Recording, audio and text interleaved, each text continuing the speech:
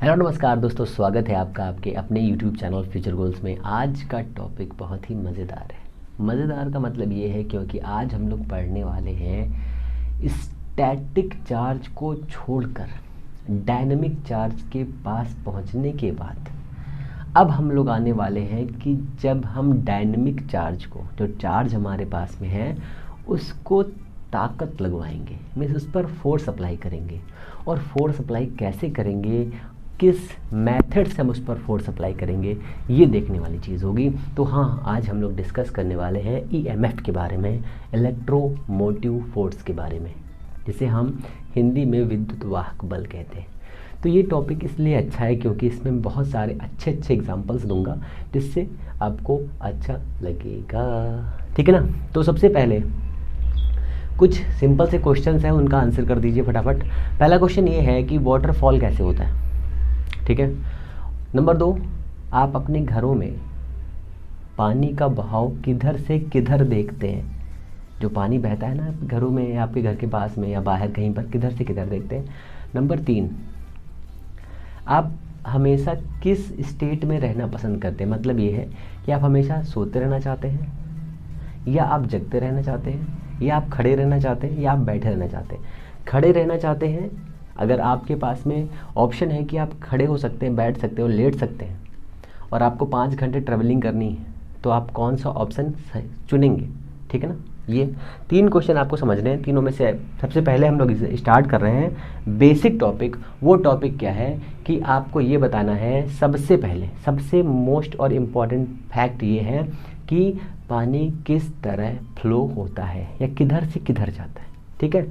तो हमें पता है पानी का फ्लो कैसे होता है। मान लीजिए आपने एक पाइप, आपका घर बन रहा है, ठीक है ना, घर बन रहा है, उसमें आपको एक पाइप लगाना है पानी निकालने के लिए। सभी को ऐसा करना पड़ता है ना। तो हमने क्या किया, हमने ये फर्श लगाई ऐसे करके, ठीक है ना।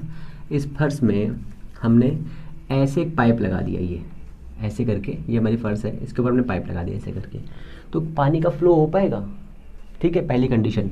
दूसरी कंडीशन में आपने क्या किया, इस वाले को थोड़ा सा टेढ़ा कर दिया, मीन्स कुछ इस तरह से कर दिया। सपोज करिए कि आपने इतना टेढ़ा कर दिया और ये इसके ऊपर पानी रख दिया, और आपको इधर से पानी निकालना है, इधर छत के ऊपर की बात कर रहा हूँ, ठीक है। थोड़ा सा आधा करके हमने निकाल दिया, ऐसे करके, ऐसे करके, ऐसे कर दिया। ये हमारी छत है, छत के ऊपर का भाग है, और ऐसे आपने सिस्टम रखा। तो कैसे आप रखना चाहेंगे बताइए।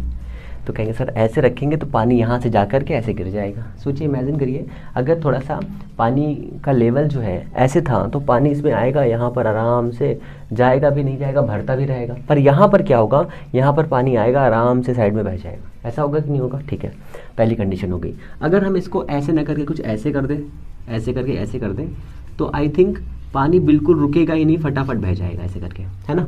ऐसे करके किस वाले पॉइंट पर, अच्छा थोड़ा सा मैं हम लोग फर्स्ट फिजिक्स में पहुंच रहे हैं, तो हमें ये बताइए कि अगर मैं एक पार्टिकल को इतनी हाइट पर रखूं, ठीक है, ये ऑब्जेक्ट है, और एक पार्टिकल को इतनी हाइट पर रखूं, इसका मास है m, मीन्स 1 kg, और इसका है 2 kg, ठीक है। 1 ही kg रखते दोनों को, हाइट मैंने चेंज की ना। इस हाइट पर रखा है, इसकी हाइट है 10 मीटर, इसकी हाइट है 5 मीटर।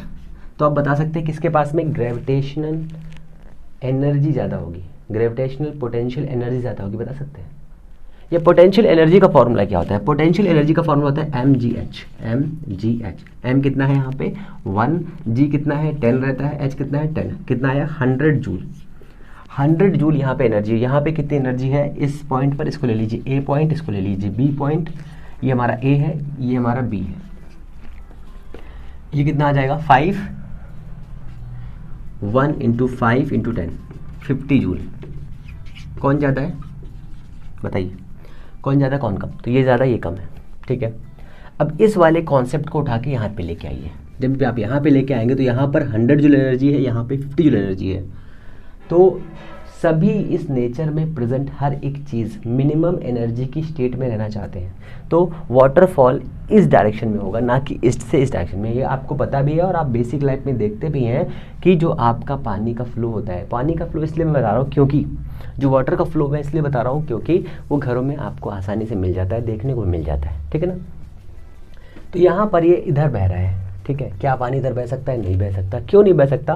क्योंकि यहाँ पे एनर्जी 50 है, यहाँ पे एनर्जी 100 है। अगर यहाँ पर एनर्जी 500 होती, अगर यहाँ एनर्जी 500 होती तो ये यहाँ तक पहुँच सकता था, ठीक है, पहली कंडीशन। दूसरी कंडीशन, तो यहाँ से हमने क्या सीखा, मतलब सीखा बोला हूँ, सीखा हम लोगों ने क्या यहाँ से लर्न किया? लर्न ये किया कि अगर दो पॉइंट्स के बीच में, देखिए ये 2 पॉइंट्स है कि नहीं है, एक पॉइंट ये, एक पॉइंट पे, इन 2 पॉइंट्स के बीच में अगर एनर्जी का क्या है? डिफ्रेंशिएशन है, डिफ्रेंशिएट है, मतलब डिफरेंस है, डिफ्रेंशिएट बोल रहा हूँ, सॉरी, डिफरेंस है, तो एनर्जी हायर लेवल से लोअर लेवल की ओर जाएगी, ठीक है। इसे दूसरी लैंग्वेज में समझिए। अगर एक पार्टिकल हमारे पास दिया है जिसके पास में एनर्जी 100 जूल है, और एक पार्टिकल, वही पार्टिकल जिसके पास में एनर्जी 50 जूल है, तो पार्टिकल किस डायरेक्शन में जाना पसंद करेगा? 100 जूल वाला, तो 100 जूल वाला 50 की ओर जाना पसंद करेगा, ठीक है ना। जैसे ही 50 की ओर फ्लो होगा, उस फ्लो होने की वजह से वो सभी पार्टिकल एक रास्ता इख्तियार करेंगे और वहाँ पर फ्लो स्टार्ट हो जाएगा, क्लियर हुआ इतना?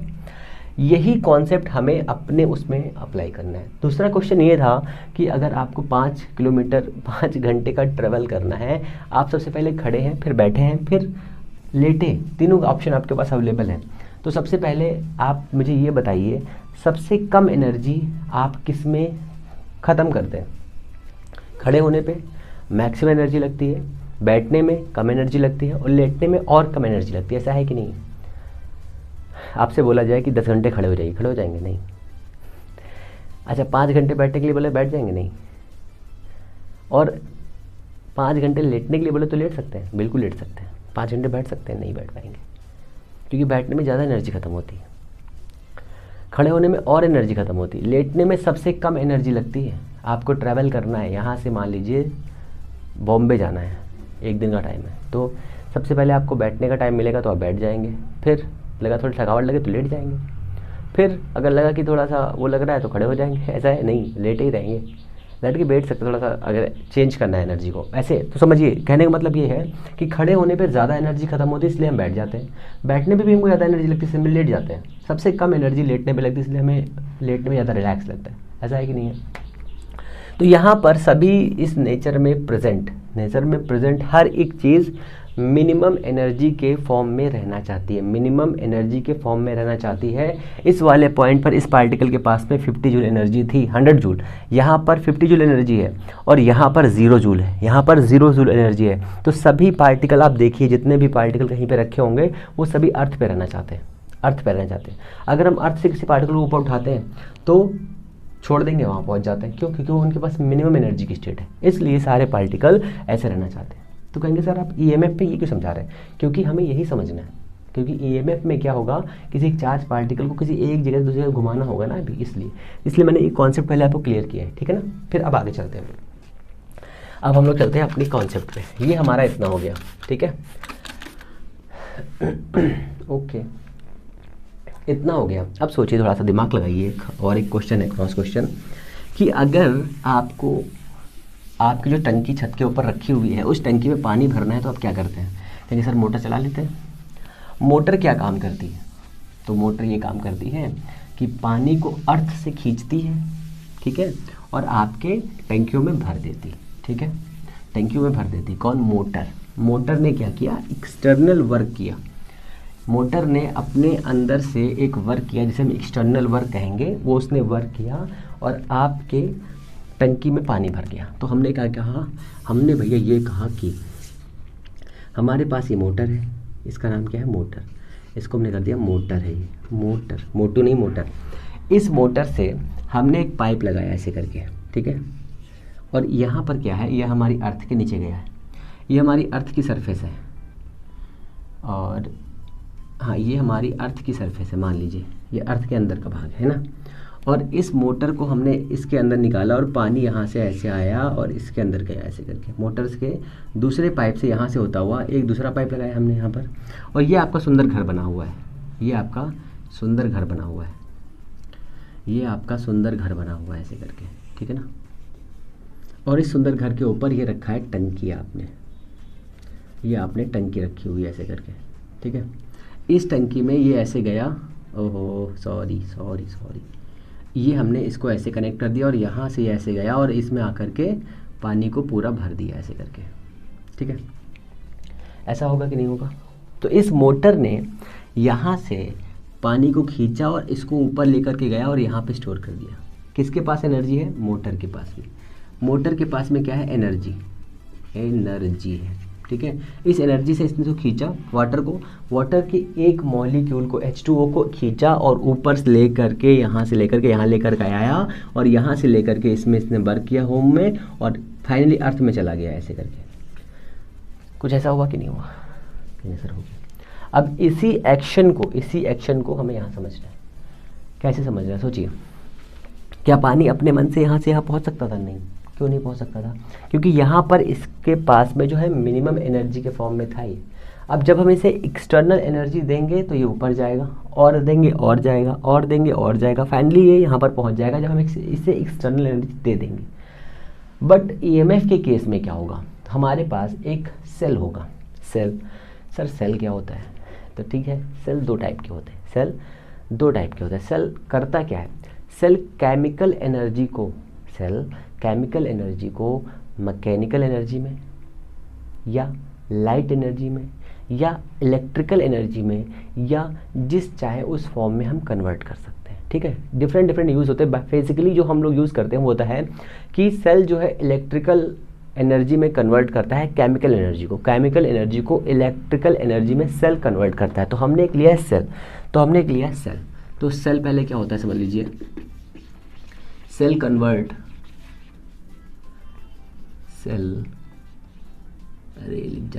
कन्वर्ट्स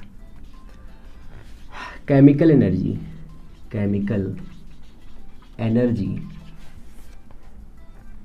इन इलेक्ट्रिकल एनर्जी, ठीक है ना। ये आप छोटा सा कॉन्सेप्ट लिख लीजिए। सेल दो टाइप के होते हैं, ठीक है, एक प्राइमरी एक सेकेंडरी। प्राइमरी सेल को हम चार्ज नहीं कर सकते और सेकेंडरी सेल को हम बार बार चार्ज कर सकते हैं, ठीक है। प्राइमरी सेल को हम चार्ज नहीं कर सकते, सेकेंडरी सेल को हम बार बार चार्ज कर सकते हैं, ठीक है। ये जो चार्ज ना करने वाले सेल होते हैं वो हमारी घड़ियों में पड़े रहते हैं। वॉच जैसे हमारी होती है, उन सेल में क्या होता है कि हम उनका एक बार यूज़ कर सकते हैं, वन टाइम यूज्ड होते हैं, ठीक है, वन टाइम यूज्ड होते हैं। तो ये सेल दो टाइप के होते हैं, प्राइमरी सेल, सेकेंडरी सेल। जब अभी हम लोग सेल अलग से पढ़ेंगे तो सेल के बारे में पूरा डिस्क्रिप्शन लेंगे और उन्हें समझेंगे, ठीक है ना। सेल कैसे होते हैं? प्राइमरी सेल होता है एक होता है प्राइमरी सेल लिखेंगे वन टाइम यूज्ड, ठीक है। और एक होता है सेकेंडरी सेल, ठीक है, या यहाँ पे लिख लेंगे वन टाइम यूज्ड और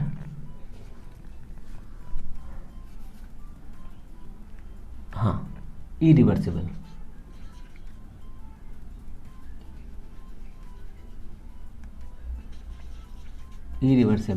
सेल, ठीक है।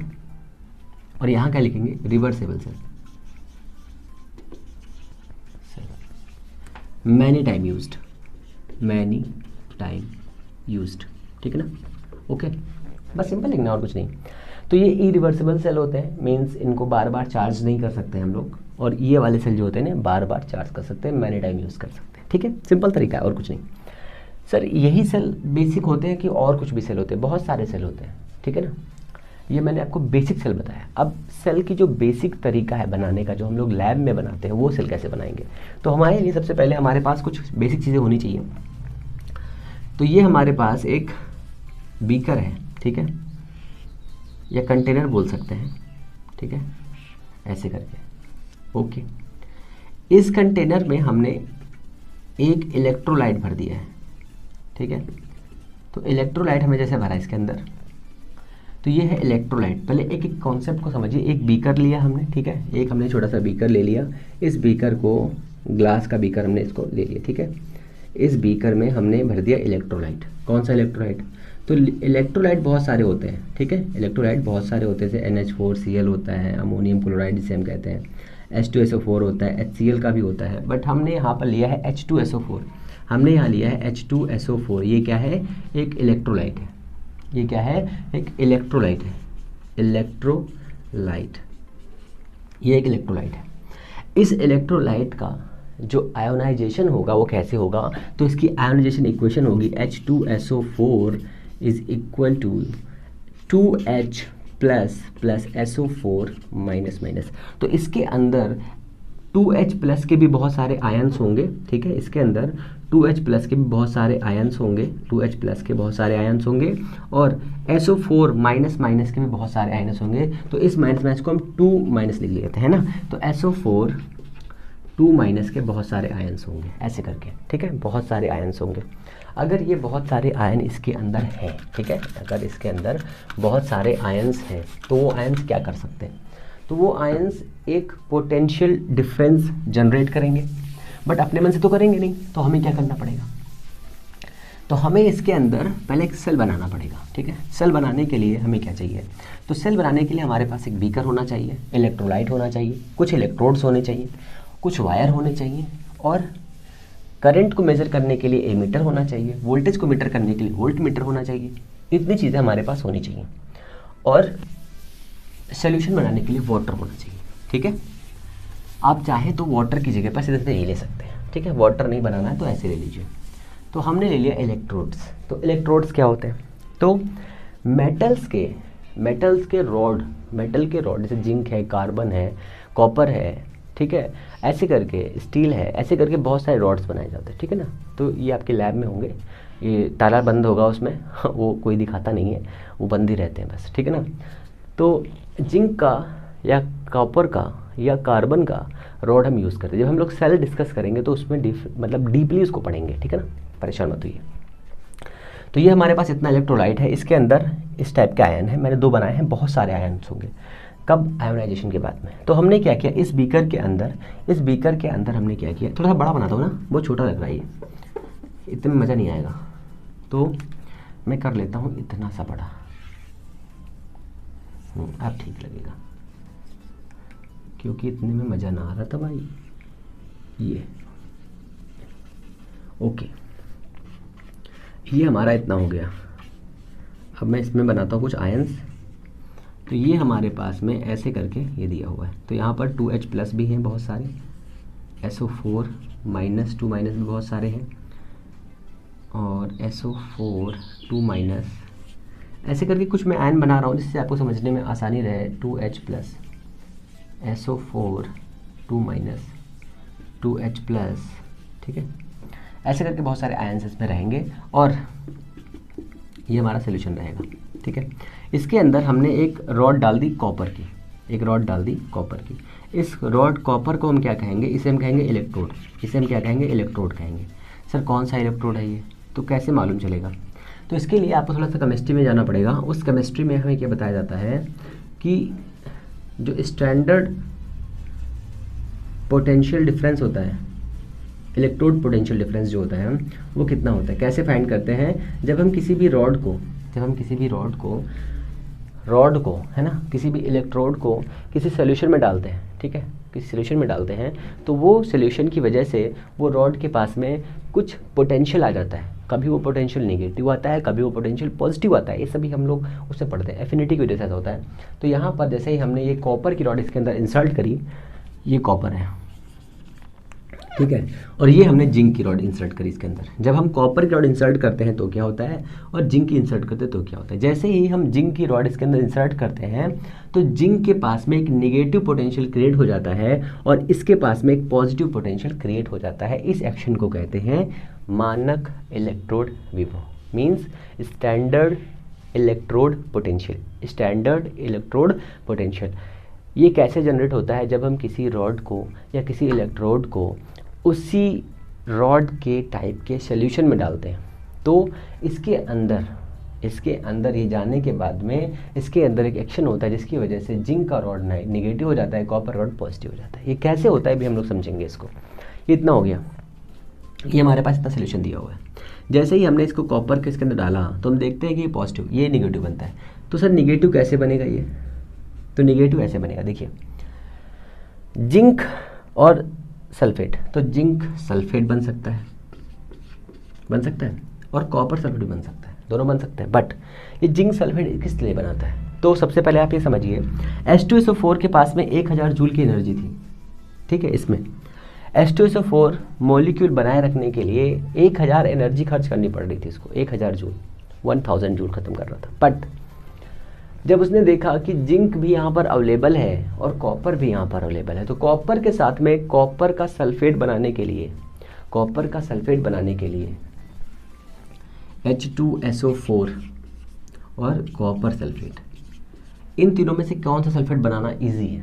तो H2 के पास में और जिंक के पास में और कॉपर के पास में किसके पास सल्फेट आयन जाने की पॉसिबिलिटीज़ हैं? तो सबसे पहले आप समझिए, इसके पास एनर्जी है इतनी मॉलिक्यूल बनाने के लिए, और इसके पास में इतनी चाहिए बनाने के लिए, और इसके पास में 800 जूल चाहिए एनर्जी बनाने के लिए। बताइए कोई दिक्कत है कि नहीं? सर कोई दिक्कत नहीं है। अब समझिए यहाँ पर क्या है, H2SO4 को जैसे ही हमने इसके अंदर ये कॉपर रॉड और जिंक रॉड इंसर्ट करते हैं, वैसे ही हम देखते हैं कि H2SO4 जो हमारा दिया हुआ है वो आयोनाइज्ड हो जाता है। आयोनाइज्ड होने के बाद में ये देखता है कि भैया जिंक के साथ में सल्फेट आयन ऐड होने पर ये 800 जूल में एक मॉलिक्यूल बना देता है, ठीक है, बना देता है। बट कॉपर से बनाने में इसको 1100 एनर्जी लगती है, मीन्स ज़्यादा एनर्जी लगती है। तो उसे सोचा है कि भैया इसके साथ में बनाने में अच्छा रहेगा, ठीक है। क्यों? क्योंकि हमें पता है कि हम सभी मॉलिक्यूल, सभी लोग इस दुनिया में हर एक चीज़ मिनिमम एनर्जी की स्टेट में रहना पसंद करते हैं, इसलिए ऐसा हुआ, इसलिए ऐसा हुआ। तो यहाँ पर जैसे ही ये निगेटिव इसके पास जाएगा, ये निगेटिव जिसके पास जाएगा तुरंत बनने के लिए, तो जिंक को क्या बनना पड़ेगा? जिंक को निगेटिव बनना पड़ेगा। कैसे बनेगा? तो जिंक के पास में 2+ इलेक्ट्रॉन +2 इलेक्ट्रॉन माइनस होता है कि नहीं होता है? कब? ये जिंक है। अभी जिंक कैसा है? अभी जो हमने जब ये इसको इसके अंदर इंसर्ट किया है तो ये एक बेसिक न्यूट्रल फॉर्म में, जैसे ही हमने इसको इंसर्ट किया इसके इस साइड पे निगेटिव आना स्टार्ट हो गया। कैसे आया? जैसे ही ये SO4 2- इसके पास आया, SO4 2- के पास में आया। क्यों आएगा? क्योंकि यहाँ पर निगेटिव, यहाँ पर पोटेंशियल जो होगा पॉजिटिव होगा, और पॉजिटिव की वजह से ये इसके पास आएगा और यहाँ पर कंबाइन होगा, और कंबाइन होते ही यहाँ पर 2 इलेक्ट्रॉन इधर जनरेट हो जाएंगे। कहिए सर फिर समझ जाइए, समझ में नहीं आया हमको, समझिए। Zn न्यूट्रल है, न्यूट्रल होने के बाद में जैसे ही हम इसको सोल्यूशन में डालते हैं ये कुछ ऐसा बनाएगा। तो जब ऐसा बनाएगा तो यहाँ पर 2 पॉजिटिव जनरेट होंगे, यहाँ पर 2 पॉजिटिव जनरेट होंगे। मान लीजिए एक एक समझिए, 2 पॉजिटिव जनरेट हुए, इसने SO4 को अट्रैक्ट किया, तो यहाँ से SO4 इस डायरेक्शन में चलना स्टार्ट हो गया, इस डायरेक्शन में SO4 इस डायरेक्शन में चलना स्टार्ट हो गया। और जब ये यहाँ पर 2 बनेंगे, 2 प्लस, तो 2 इलेक्ट्रॉन भी निकलेंगे। ये 2 बने, यहाँ पर 2 इलेक्ट्रॉन आए कि नहीं है? 2 प्लस बन गए और 2 इलेक्ट्रॉन यहाँ पे निकल गए बाहर की तरफ, ठीक है। अब ये क्या गया भाई, ठीक है, मॉस्किटोस आ गया यहाँ पे, 2 प्लस निकला और 2 माइनस यहाँ पर आ गया, ठीक है ना। फिर वैसे ही फिर समझिए, ये वाला जब SO4 यहाँ पर आया तो 2 प्लस और बन गए और 2 माइनस यहाँ पर और जनरेट हो गए। ये एक्शन हो रहा है, न्यूट्रल था पहले, शुरुआत में रॉड न्यूट्रल थी, हमने इसके अंदर इंसर्ट करने के बाद में क्या हुआ, इसने ये एक्शन स्टार्ट किया, Zn = Zn2 + 2 इलेक्ट्रॉन माइनस। इसने इलेक्ट्रॉन को इजेक्ट किया। क्यों? क्योंकि यहाँ पर क्या हो गया, मानक इलेक्ट्रोड विभव आ गया, स्टैंडर्ड इलेक्ट्रोड पोटेंशियल आ गया, माइनस यहाँ पर 2 प्लस में और बन गए। यहाँ पर ये वाला दूसरा आ गया, एक ये वाला भी है, ये भी चलना स्टार्ट कर दिया इसने, ये भी यहाँ पहुँच गए, तो यहाँ पर 2 और पॉजिटिव बन गए, यहाँ पर 2 निगेटिव और बन गए, और ये आकर के इसमें कंबाइन होते जा रहे हैं। कंबाइन होकर क्या बना रहे हैं? ZnSO4 बना रहे हैं। तो Zn2 + SO4 2- = ZnSO4, ये बन गई हमारी इक्वेशन। मैं इसको साफ कर दे रहा हूँ ना, याद रखिएगा, ये याद रखिएगा।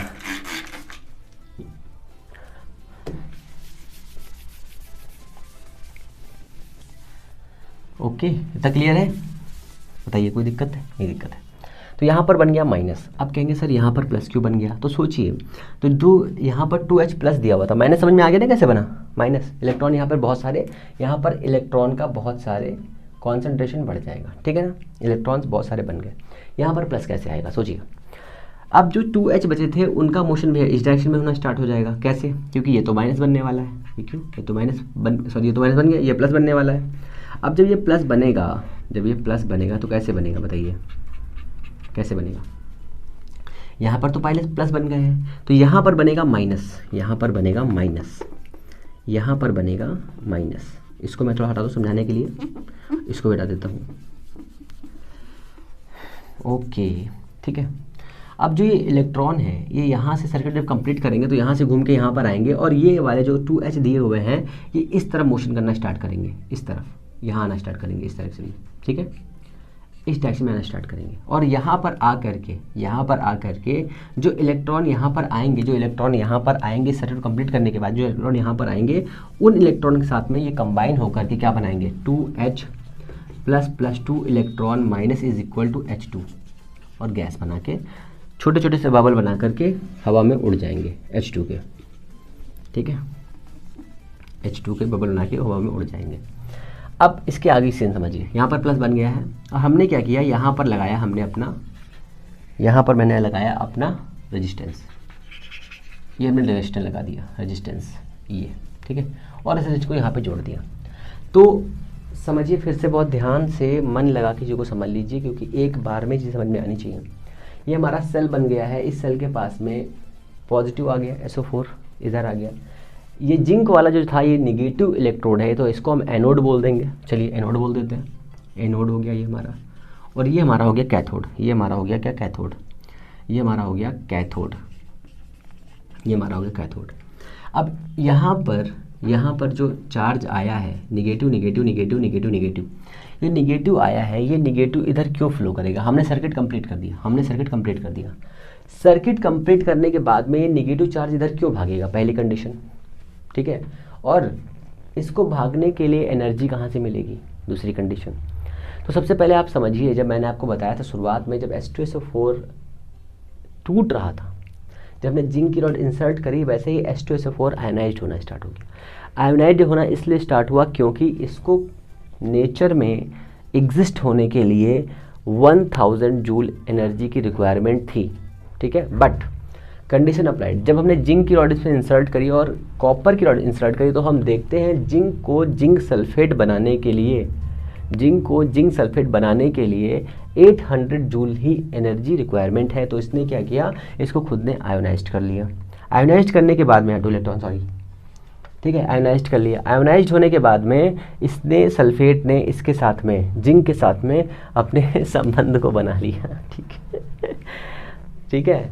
इसने यहाँ पर इसको ऐड कर लिया, जिंक सल्फेट बन गया। तो यहाँ पर 1000 एनर्जी जो हमें पहले इसके अंदर इंसर्ट करी थी, जो डाला था इलेक्ट्रोलाइट, वो टूटने के बाद में हमें 200 जूल की एनर्जी मिल रही है, 200 जूल की एनर्जी फ्री मिल रही है। फ्री कैसे फ्री मिली, ऐसी इस सिचुएशन में मिली हमको 200 जूल। जब हमको एनर्जी फ्री मिली है तो 200 जूल की एनर्जी क्या होगी, क्या सिस्टम में ख़त्म हो जाएगी, नहीं, क्योंकि हम जानते हैं इस सिस्टम में प्रेजेंट, इस नेचर में प्रेजेंट एनर्जी हम डिस्ट्रॉय नहीं कर सकते, क्रिएट नहीं कर सकते। बस हमने ये सिस्टम अपनाया, इसमें 200 जूल एनर्जी मिल गई। अब 200 जूल एनर्जी यहाँ पर ख़त्म तो हो नहीं रही है, तो कहाँ जाएगी, तो एनर्जी ने क्या किया कि जो यहाँ पर इलेक्ट्रॉन थे उनसे बोला जाओ बेटा जी ले अपनी ज़िंदगी। तो इलेक्ट्रॉन ने क्या किया, जो यहाँ पर इलेक्ट्रॉन्स हैं उसको 200 जूल की एनर्जी दी और इस वाले सर्किट को कंप्लीट करने के लिए बोल दिया। यहाँ पर जैसे ही हमने इस सर्किट को की से कंप्लीट किया वैसे ही यहाँ पर ये ऐसे फ्लो हो गया। अब इसको फ्लो होने के लिए हम क्या कर सकते हैं, यहाँ पर एक हम एमीटर भी लगा सकते हैं, एमीटर लगा दिया, और यहाँ पर एक वोल्ट मीटर भी लगा सकते हैं। ये ऐसे करके यहाँ पर इसमें से जाएगा और जा करके हमें ऐसा कुछ देगा, ठीक है। ये इलेक्ट्रॉन यहाँ से घूमता हुआ यहाँ तक आएगा, ठीक है। जैसे ही यहाँ पर आएगा, फाइनली ये इलेक्ट्रॉन यहाँ पर आ जाएगा। जैसे ही इलेक्ट्रॉन यहाँ पर आएगा, 2 इलेक्ट्रॉन यहाँ पर आएंगे, ठीक है ना। 2 इलेक्ट्रॉन के साथ में ये हाइड्रोजन का जो एटम दिया हुआ है, वो हाइड्रोजन 2+ एटम इसके साथ में कंबाइन होकर के H2 गैस बनाएगा और अपने मॉलिक्यूल्स को उड़ा देगा हवा में। और ये इलेक्ट्रॉन जो फाइनली यहाँ पर था, वो इलेक्ट्रॉन फाइनली ऐसे चलता हुआ यहाँ पहुँच जाएगा, ठीक है। ये पूरा कंप्लीट साइकिल इलेक्ट्रॉन का हो गया। अब इलेक्ट्रॉन को जो फोर्स मिला है, जो एनर्जी मिली है, फोर्स नहीं, जो एनर्जी मिली है, वो एनर्जी कहाँ से मिली, यहाँ से। तो EMF की बात कर रहे हैं भैया हम लोग। तो इलेक्ट्रॉन का फ्लो सेल के बाहर किधर होता है, सबसे पहले आप ये समझ लीजिए। तो 2 कॉलम बनाइए बढ़िया से। पहला कॉलम लिखिए outside the cell, outside of the cell, ठीक है ना, पहला कॉलम हो गया। और यहाँ लिखिए inside the cell, means cell के अंदर, सेल के बाहर। सेल के बाहर कौन सा है, सेल यहाँ तक है आपका एग्जिस्ट कर रहा है, ठीक है। ये आपका सेल के बाहर का, इसके ऊपर जो जाएंगे बाहर है, सेल के अंदर ये वाला एक्शन है। सेल के बाहर इलेक्ट्रॉन का फ्लो किधर से किधर है, देखिए ये वाला इलेक्ट्रोड कैसा है, माइनस है, तो सेल के बाहर इलेक्ट्रॉन का फ्लो माइनस से प्लस की ओर होता है। तो आउटसाइड, अब यहाँ लिखेंगे electron, electron motion, electron motion, ठीक है।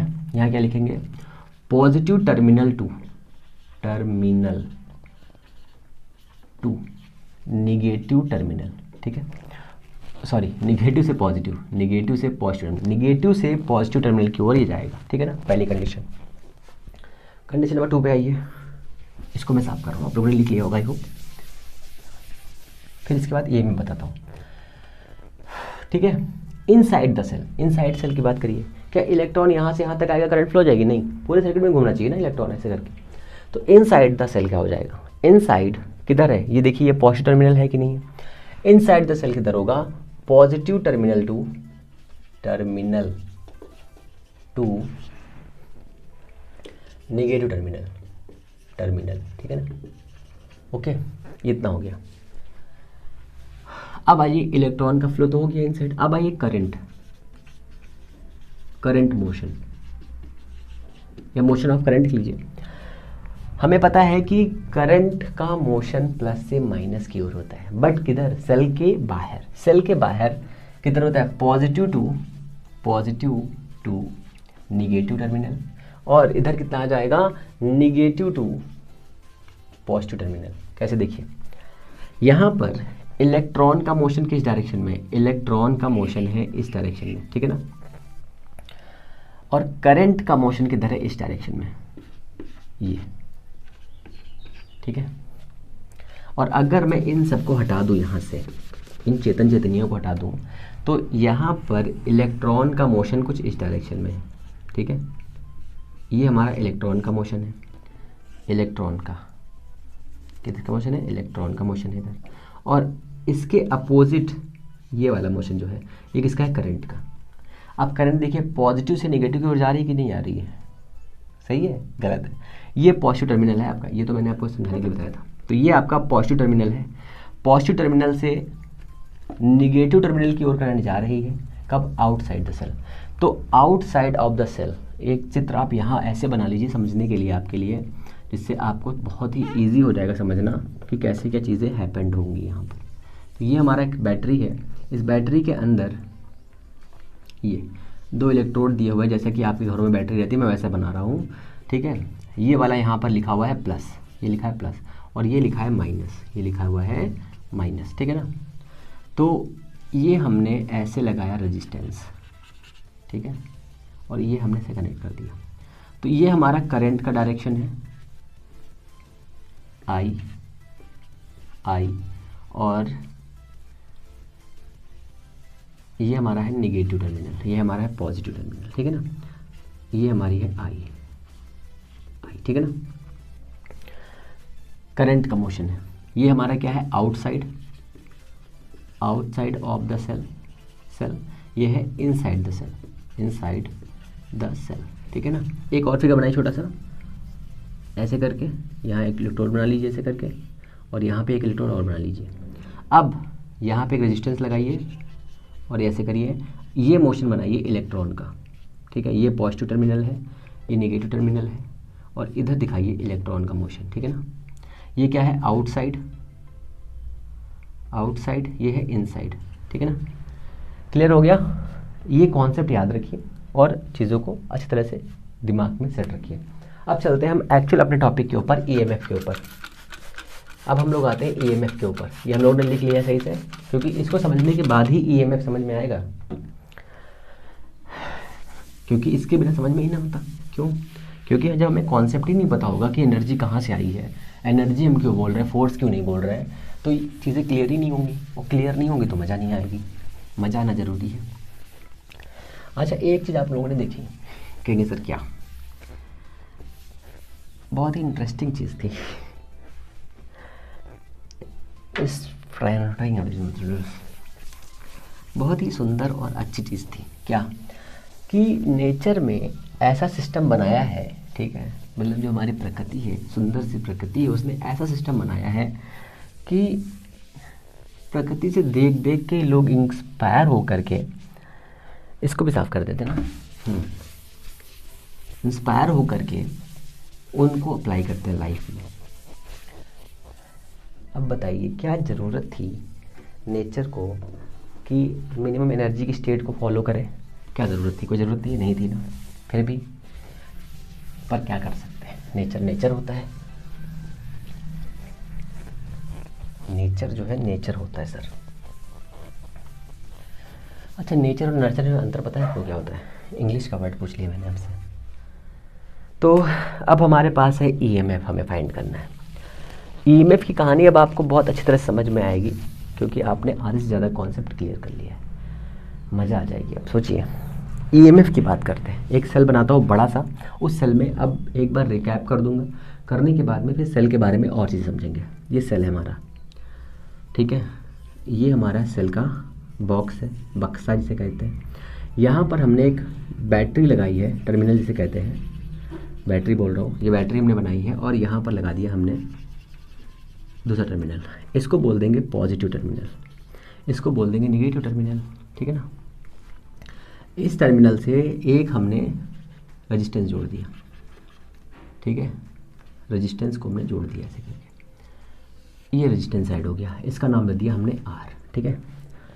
दो कंडीशंस, पहली कंडीशन ये, जब हमने आर जोड़ दिया है तो आर की एक फिनिट वैल्यू होगी, फिक्स वैल्यू होगी, बट जब इसे हम जोड़ेंगे नहीं, मीन्स इसको ब्रोक कर देंगे, तो क्या होगा, ये इन्फिनाइट हो सकता है, ठीक है ना। दो कंडीशन याद रखिए। पहली कंडीशन ये है, जब ये कंडीशन फॉलो हो रही है तो इलेक्ट्रॉन का मोशन निगेटिव से पॉजिटिव की ओर होगा, सर्किट ऐसे ऐसे घूमेगा, ठीक है। दूसरी कंडीशन, करंट का मोशन पॉजिटिव से निगेटिव की ओर होगा, किधर, outside the cell, inside cell minus से प्लस की ओर होगा करंट, ठीक है। इनसाइड द बैटरी और cell current flow negative terminal to positive terminal, ठीक है। Outside the cell, outside the cell current flow positive to negative, outside the cell electron flow minus terminal to positive terminal, inside the cell electron flow positive to negative। इतना clear है, ठीक है। तो ये हमारे electrodes थे, इस electrodes के पास में ये हमने इसको ऐसे पूरा कंप्लीट साइकिल दे दिया, ठीक है। यहाँ पर जो हमारी कैलकुलेशन थी, उस कैलकुलेशन में जो इलेक्ट्रोलाइट टूट रहा था, टूटने के बाद में जो उसके पास में एक्सेस एनर्जी बच रही थी, कौन सी एनर्जी, एक्सेस एनर्जी, याद रखिए, एक्सेस एनर्जी ऑफ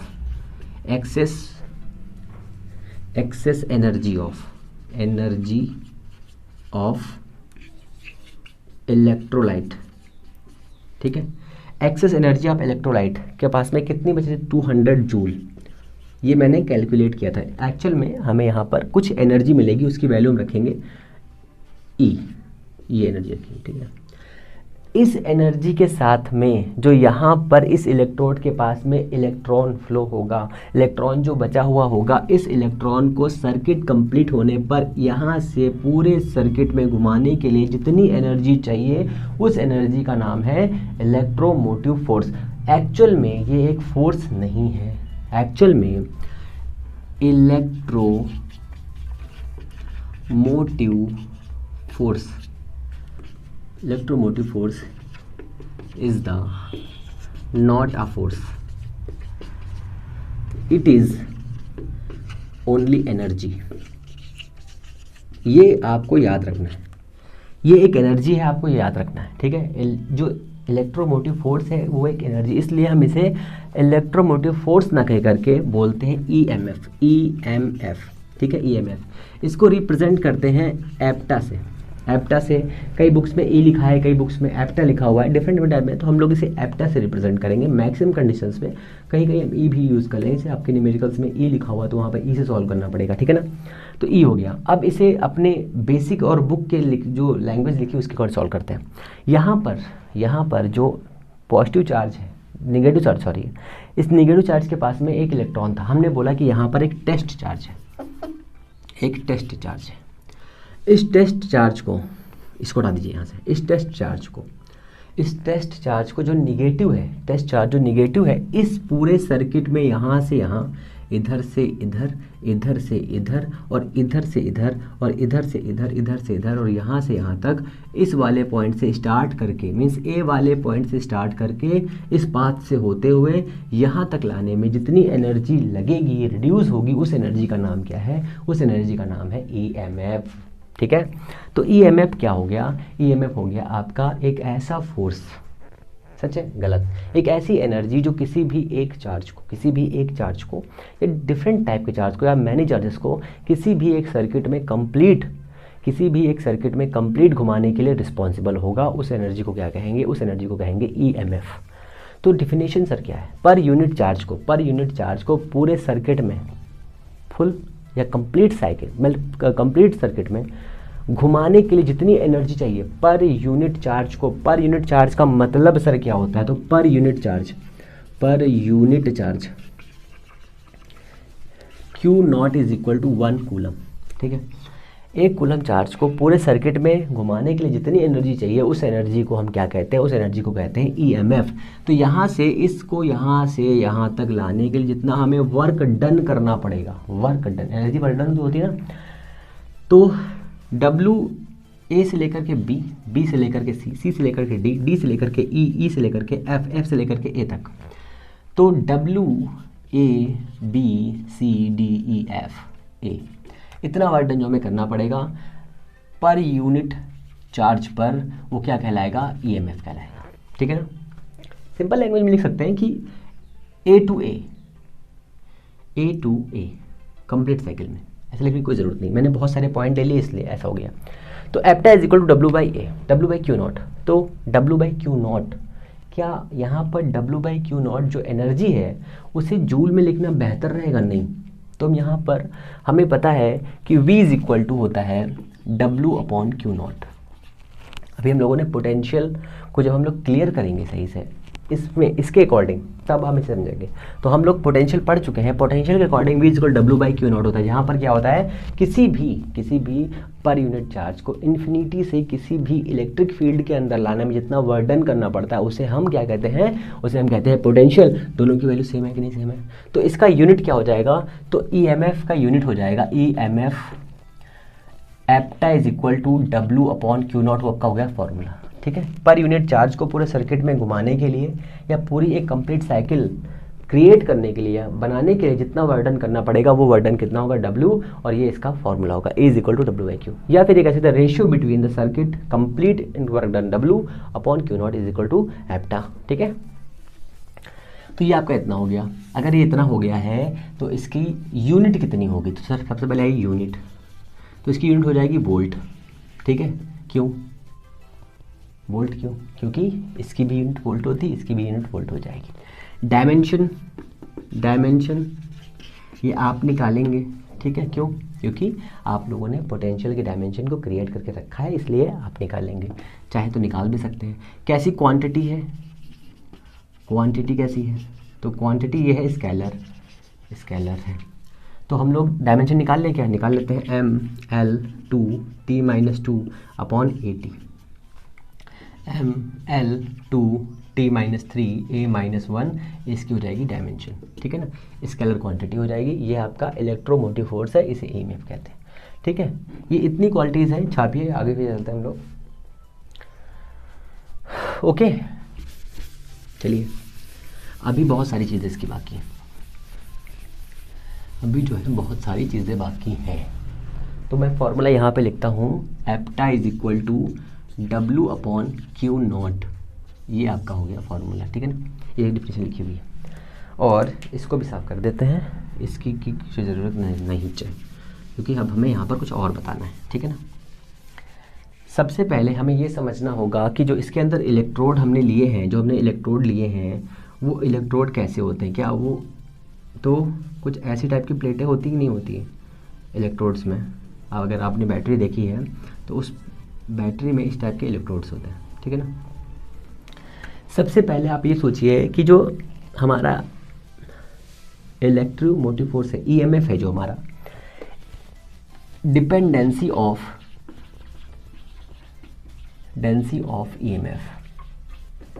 EMF किस किस चीज़ों पर डिपेंड करता है? सबसे पहली कंडीशन, सबसे पहली कंडीशन किस पे डिपेंड करेगा, सोचिए, थोड़ा दिमाग लगाइए, क्या आप यूज़ कर सकते हो थोड़ा सा दिमाग।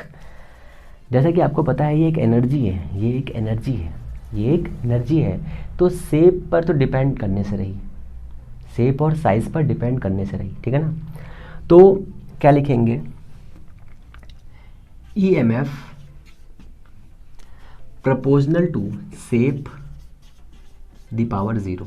इसका मतलब क्या है, इस पे डिपेंड नहीं करती, है ना। अच्छा ये थोड़ा कॉम्प्लेक्स हो जाए, छोड़ दीजिए इसको कहेंगे सर ये ज़्यादा कॉम्प्लेक्स हो गई, बताइए इसको ऐसे बताइए, डिपेंडेंसी एंड नॉन डिपेंडेंसी, इसको नहीं लिखूंगा तो पागल हो जाओगे नहीं तो सबसे पहले समझिए कि EMF किस पे डिपेंड नहीं करता। सबसे पहले ये शेप और साइज पर डिपेंड नहीं करता, EMF किसी भी शेप पर डिपेंड नहीं करता, साइज पर डिपेंड नहीं करता, quantity of quantity of electrolytes इस पे डिपेंड नहीं करता, ठीक है, 3 चीज़ों पर डिपेंड नहीं करता। EMF not depend on first size, shape and quantity of electrolytes, है ना, क्वांटिटी ऑफ इलेक्ट्रोलाइट, ठीक है ना।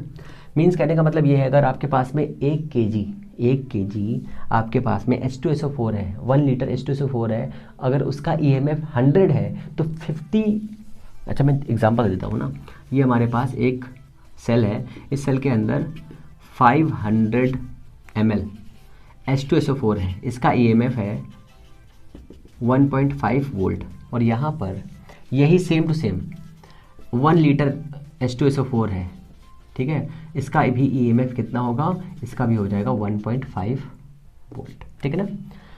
इसके अंदर आप चाहे 1 लीटर भर दो, 2 लीटर भर दो, कोई फर्क नहीं पड़ता, उसका EMF सेम रहेगा, ठीक है। किसी भी साइज और शेप पर डिपेंड नहीं करता, ये भी आपको याद रखना है, बेसिक तरीका है, कोई दिक्कत की बात नहीं है, इसमें आप समझ जाएंगे। किस पे डिपेंड करता है, तो जो ये इलेक्ट्रोड हमने लगाए हैं, इन इलेक्ट्रोड के मेटल्स के ऊपर डिपेंड करता है, ठीक है, इन इलेक्ट्रोड्स के मेटल्स के ऊपर डिपेंड करता है कि EMF कैसा होगा, EMF कितना होगा, किसकी चीज़ का बना होगा। ये छोटी छोटी चीज़ें हैं, इनको भी आपको याद रखना है। EMF एक फोर्स नहीं है, ये एक एनर्जी है, ये एक एनर्जी है, ठीक है। अब इसके आगे जो हमारा बेसिक फार्मूला है उस पर आ जाते हैं हम लोग, बेसिक फार्मूला उस पर आ जाते हैं। आप आई थिंक इस पर आप आ चुके हैं, डिपेंडेंसी समझ चुके हैं, डिपेंडेंसी है नॉन डिपेंडेंसी समझ चुके हैं। अब एक छोटी सी चीज़ है उसको भी समझते हैं, वो छोटी सी चीज़ क्या है। ऐसे ही सेल के बारे में है थोड़ा सा, कि सेल में पोटेंशियल डिफरेंस कहाँ कहाँ पर कितना कितना होता है, ये समझना है, ठीक है। आप फ्लो समझ चुके हैं और हर चीज़ को क्लियरली समझ चुके हैं मेरे हिसाब से। अब आपको कुछ चीज़ें और बची, उनको भी देख लेना है, जिससे आप समझ सकें कि आपको और कितना चीज़ों को समझना है भाई साहब। तो ये हमारा इतना हो गया अभी तक, ओके। अब सपोज करिए आपके पास में ये एक इलेक्ट्रोलाइट दिया हुआ है, ठीक है, इसके अंदर इलेक्ट्रोलाइट भरा हुआ है, यहाँ पर 2 इलेक्ट्रोड दिए हुए हैं, ऐसे करके 1, ऐसे करके 2, ठीक है, दोनों सेम साइज़ के हैं ये, ठीक है ना। और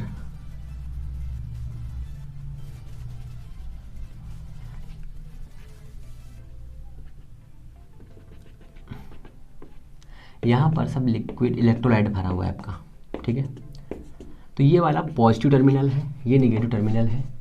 यहाँ पर एक पोटेंशियल है, यहाँ पर एक पोटेंशियल है, यहाँ पर एक पोटेंशियल है, यहाँ पर एक पोटेंशियल है, और ये पोटेंशियल हमने मान लिया पॉजिटिव इलेक्ट्रोड है, ये नेगेटिव इलेक्ट्रोड है।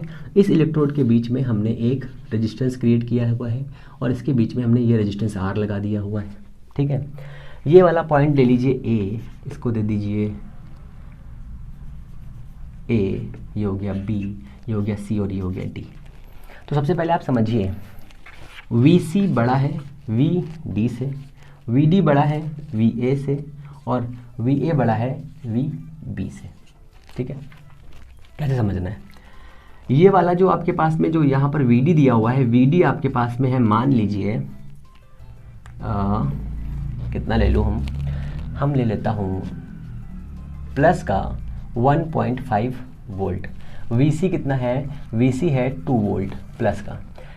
VA कितना है, निगेटिव का 1 वोल्ट, ये कितना है नेगेटिव 2 वोल्ट। ठीक है, इतना क्लियर है। अब पोटेंशियल डिफरेंस फाइंड करना है, इन दो के बीच में पोटेंशियल डिफरेंस कितना होगा, तो पोटेंशियल डिफरेंस होगा VC माइनस का VD इज इक्वल टू, ठीक है, VCD, एक पोटेंशियल डिफरेंस। इन दो के बीच में कितना पोटेंशियल डिफरेंस होगा, तो इसके बीच में कितना हो जाएगा, VC माइनस का VB, VC माइनस का VB। इन दो के बीच में कितना पोटेंशियल डिफरेंस होगा, इन दो के बीच में कितना हो जाएगा, VA माइनस का VB is equal to this. इन दो के बीच में कितना होगा, VD माइनस का VA। पूरे सिस्टम का अगर पोटेंशियल डिफरेंस फाइंड करना है तो कैसे फाइंड करेंगे, तो ये हो जाएगा VC माइनस का VD, ठीक है। और इन दो के बीच में कैसे फाइंड करेंगे, प्लस का VD माइनस का VA प्लस का, ये एक पोटेंशियल डिफरेंस है, ये दूसरा पोटेंशियल डिफरेंस है। इसके बीच में कितना हो जाएगा, VA प्लस का माइनस का VC। और इन दो के बीच में कितना हो जाएगा, इन दो के बीच में हो जाएगा कितना,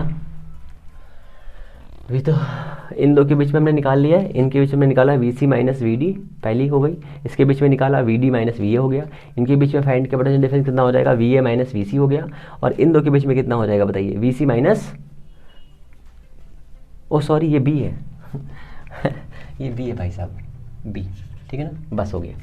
तो नेट कितना है, देखिए ये इससे कट हो जाएगा, ये इससे कट हो जाएगा, कितना आएगा, VC माइनस का VB is equal to potential difference across this, यही हमें फाइंड करना था। अगर आपको फिगर में कुछ ऐसा दिया हुआ तो आप ऐसे कर सकते हो, ठीक है। यहाँ क्या लिखेंगे, potential difference across this wire A and B, P and Q, P and N, तो PN is equal to this, कितना आ जाएगा, VPN is equal to VC minus VB, ये आपका पोटेंशियल डिफरेंस आ जाएगा। ठीक है ना, इतना क्लियर है, दिख रहा है साइड वाला, मैं देख लेता हूँ एक बार, ओके दिख तो रहा है, बढ़िया।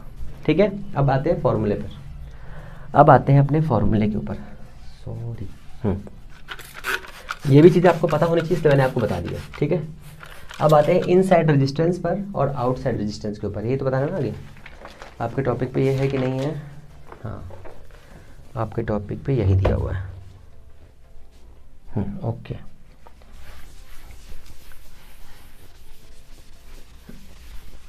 Inside and outside of the topic.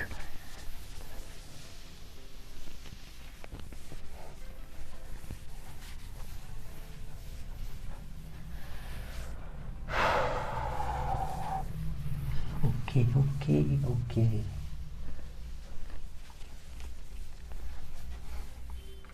तो हमारे पास में एक सिंपल सर्किट दिया हुआ है ना, तो सपोज करिए ये एक हमने रेजिस्टेंस लगा दिया, ठीक है। यहाँ पर हमने लगाया वोल्ट मीटर अपना, ये इस पर हम पोटेंशियल फाइंड करेंगे। ठीक है, इसको हमने कनेक्ट कर दिया यहाँ पर लगा है इलेक्ट्रोड छोटा सा, और यहाँ पर भी लगा है छोटा सा इलेक्ट्रोड, ये ऐसे कनेक्ट है बैटरी से, ये और ये हमने लगा दी बैटरी। ठीक है ना, इस बैटरी में यहाँ से ये हमारा टर्मिनल है VA, ये हमारा टर्मिनल है VB। ठीक है, VA is equal to positive terminal, VB is equal to negative terminal, और current flow on this path. ठीक है ना, यहाँ पर हम लगा देंगे अपना एमीटर, इसमें हम करंट फाइंड करेंगे। ठीक है ना, अब ये हमारा इतना दिया हुआ है। अब हमारे पास एक एनर्जी है जिसकी वजह से यहाँ पर जो Q0 है इस सर्किट में पूरा कंप्लीट घूम के आएगा, कंप्लीट घूम के आएगा। ओके, यहाँ से इस पूरे सर्किट में कंप्लीट होने के लिए एनर्जी इसके पास कितना है, WB2A is equal to V into Q, है कि नहीं, बताइए जल्दी से, है ना। ओके, फिर इस वाले पॉइंट से इनसाइड, यहाँ से यहाँ तक, ठीक है, ये क्या लिख रहे हैं, W आउटसाइड, ये आउटसाइड कर लीजिए। ठीक है, इतना है हमारे पास में, बट इनसाइड कितना है इसके अंदर, सोचिए, थोड़ा दिमाग लगाइए। यहाँ पर V कितना है, IR है, तो इस वाले में जो रेजिस्टेंस दिया है वो कितना है, IR। और इसके अंदर, इस सेल के अंदर, इसके इलेक्ट्रोलाइट्स की वजह से, इसके इलेक्ट्रोलाइट की वजह से, इलेक्ट्रोलाइट की वजह से इसके अंदर एक रेजिस्टेंस है जिसे कहेंगे इंटरनल रेजिस्टेंस। इंटरनल रेजिस्टेंस, इस इंटरनल रेजिस्टेंस को हम बोलते हैं स्मॉल आर, इस बोलते हैं इसे स्मॉल आर। इस स्मॉल आर की वजह से मान लीजिए यहाँ पर एक रेजिस्टेंस छोटा छोटा क्रिएट हुआ है, इस छोटे रेजिस्टेंस का नाम रखेंगे हम स्मॉल आर। तो यहाँ से करंट फ्लो होकर के ऐसे जाएगी, इसकी वजह से W A to B inside यहाँ लिख दे रहा हूँ, इनसाइड लिख रहा हूँ, आउटसाइड, ठीक है। W A to B is equal to, याद रहेगा कितना, आई आर क्यू, याद रहेगा कितना, आई आर क्यू। ये तो होगा ना, बताइए होगा कि नहीं होगा? कहेंगे सर बिल्कुल होगा, डब्ल्यू इतना है। तो हमारे पास ईएमएफ का फॉर्मूला क्या है, EMF W is equal to W upon Q. ये तो होता है ना, बताइए होता है कि नहीं होता है? और डब्ल्यू जो दिया हुआ है, here work done W is equal to E into Q. होगा कि नहीं होगा? इस वाले पॉइंट से बी वाले पॉइंट से करंट को यहाँ से यहाँ तक आने के लिए या चार्ज को यहाँ से यहाँ तक आने के लिए कितना वर्क डन करना पड़ा? तो complete work done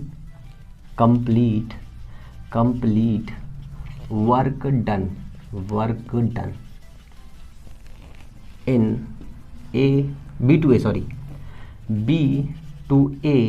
to B, ठीक है ना? कितना हुआ total? W is equal to W B to A plus W A to B. ये तो हुआ ना, बी से यहाँ से घूम के, सॉरी यहाँ बताओ, यहाँ से घूम के ऐसे आया, ठीक है, यहाँ से घूम के ऐसे आया और यहाँ तक बी टू ए, फिर ए टू बी यहाँ से यहाँ तक गया। डब्ल्यू बी टू ए कितना है? बी टू ए कितना है? आई आर क्यू प्लस ये कितना है बताइए? ये तो मैंने लिखा नहीं, यहाँ लिखा नहीं, I R Q is equal to W. हुआ कि नहीं हुआ?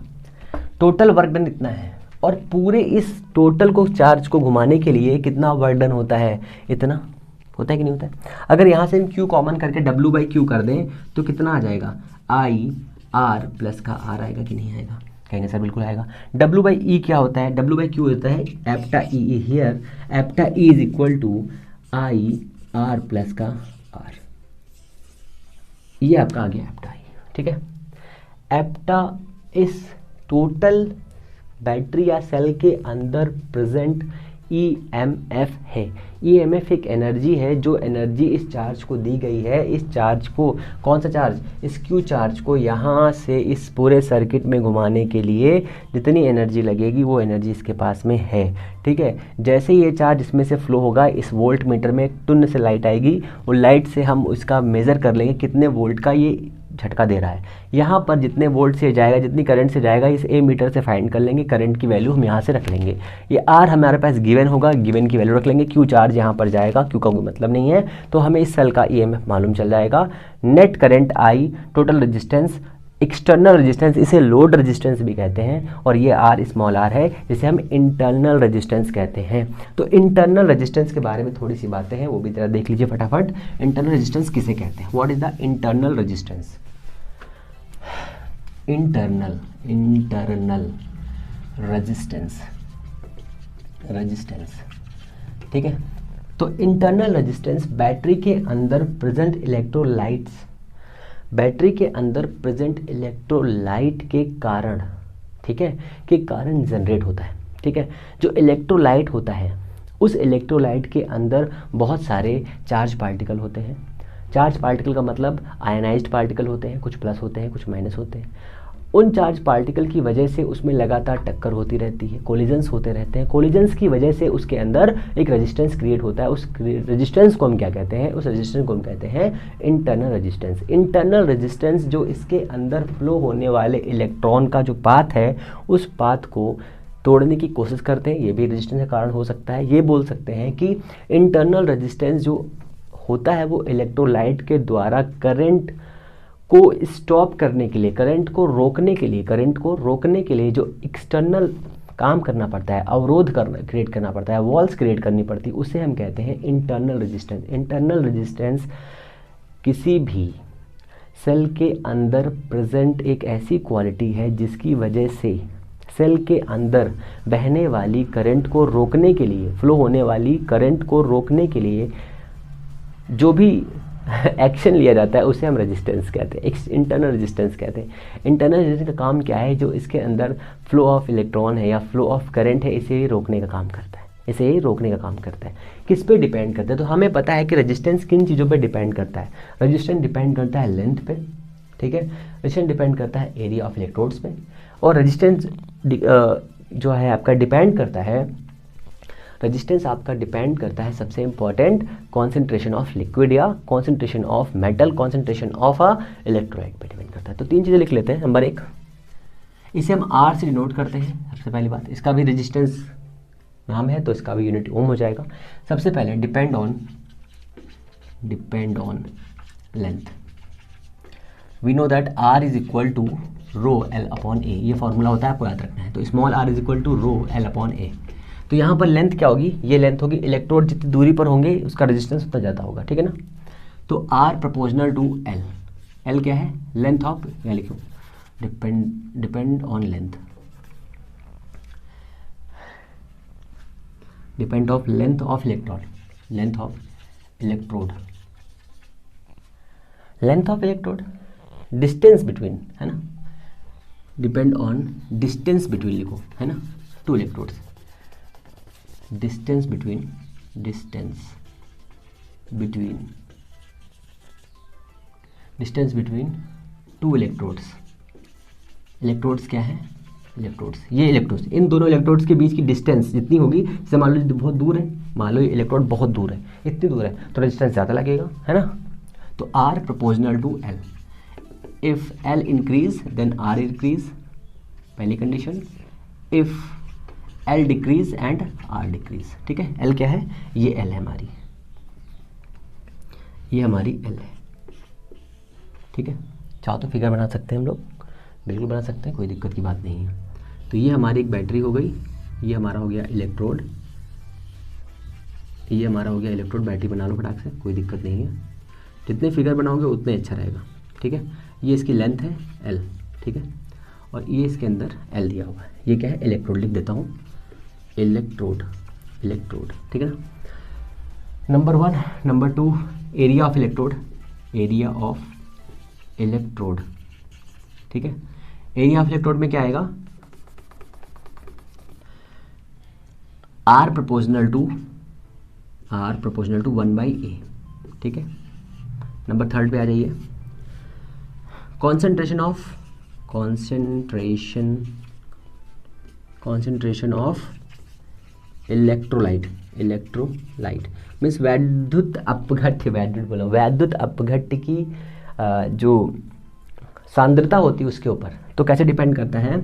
Are proportional to C means concentration of electrolyte, R proportional to C the power this, ठीक है। 4 पे आ जाइए, temperature, R proportional to, temperature कैसे होगा? अगर हम टेम्परेचर को इंक्रीज करेंगे तो रेजिस्टेंस डिक्रीज हो जाता है, 1/T, ठीक है, 1/T। टेम्परेचर को इंक्रीज करने पर क्या होता है? कॉन्सेंट्रेशन घट जाता है, कॉन्सेंट्रेशन डिक्रीज हो जाता है, लिक्विड थिन हो जाता है ना, लिक्विड जो थिन हो जाएगा। सोचिए गाढ़ा लिक्विड था, उसका हमने टेम्परेचर इंक्रीज कर दिया। आप शहद की चाशनी की बात कर लीजिए, चाशनी ठंडी होने पे ज़्यादा गाढ़ी होती है, गर्म होने पे हल्की हो जाती है।